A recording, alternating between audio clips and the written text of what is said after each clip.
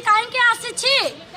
जति मो सच्चो ठेई रथानी जतले मो स्वामी घर मते पसैरेनी मु डायरेक्ट आसी यात्रा करे थांदी एबे काहे आसी एबे किंतु मु एडु गुंची भी ना भौणी मु दया करी कि जानि पारे कि तमे गुंडुची भलिया काहे कि पत्थर बंद बांछ घई तार मोर झगड़ा हैची गां सरपंच मुरबी पुलिस केही फैसला करि पारि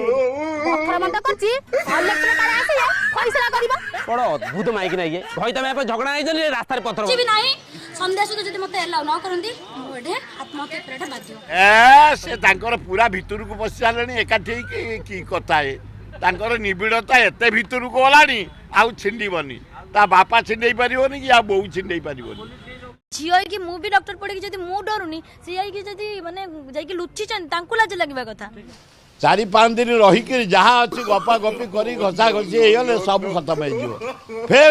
सुनार संसार फेरी पाइब स्वामी स्त्री स्नेह श्रद्धा भक्ति सब फेरी पाइब तमें कार कौन कर तमें कार कौन कर खोटा खोटा बात बन है तो बाप बन छोटे थोड़ा शाप बन